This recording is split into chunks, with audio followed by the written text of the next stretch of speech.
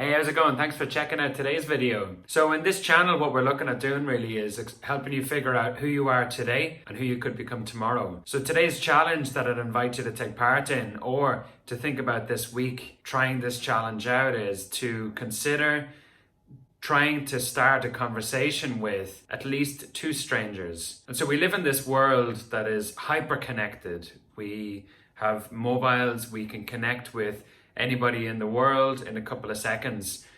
We open up different kind of channels of connections. On Twitter, it's people that we follow. On Facebook, it's our kind of people that we're connected with.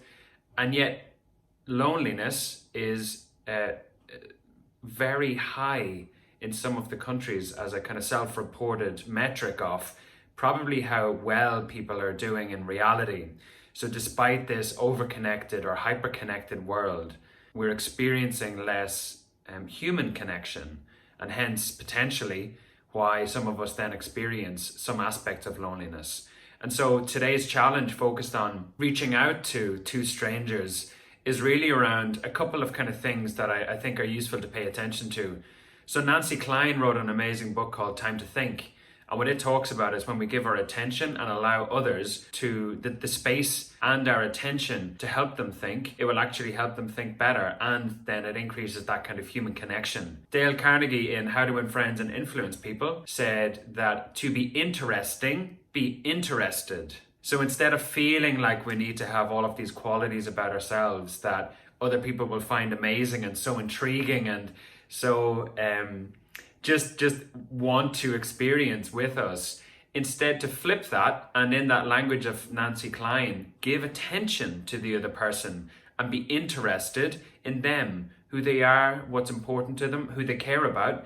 And paying that attention to strangers will dramatically increase your feeling of connection to other people. It's very easy to ring up our friends or our family and have that connection, but when we do that wider than our networks or our current networks, it may do two things.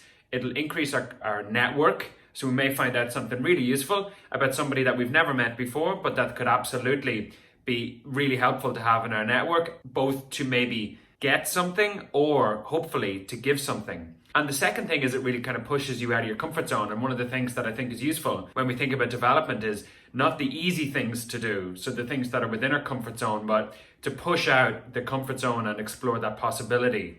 So today's challenge and maybe to think about this week is really around speaking to two strangers and having a really useful conversation where you are interested in them rather than feeling like you have to be interesting, which means the pressure is off. You just have to ask questions, listen, and pay attention to what they tell you. One of the other things that's useful to kind of keep in mind with this activity as well is that whether you're introverted or extroverted, you may think that this activity is more suited to you or less. And they actually say that with introversion, it's actually more effective when you're interacting with people that you may not know. So let's say if it's a networking event or an opportunity to meet and kind of interact with a large group of people. They say that introverts actually are more successful at networking because extroverts are up and out and they're distracted by everyone. Introverts are more likely to give you 100% attention, and you can feel that. And that means then that because you're given that higher quality attention, the other person feels that, and you're more likely to develop a different and a deeper connection. So no excuses if you're an introvert. Just pay attention to exploring that discomfort and that dissonance that you feel, but know that this activity might actually be better suited to you. As an extrovert myself, this activity is something that I do quite naturally when I'm out and buying coffee.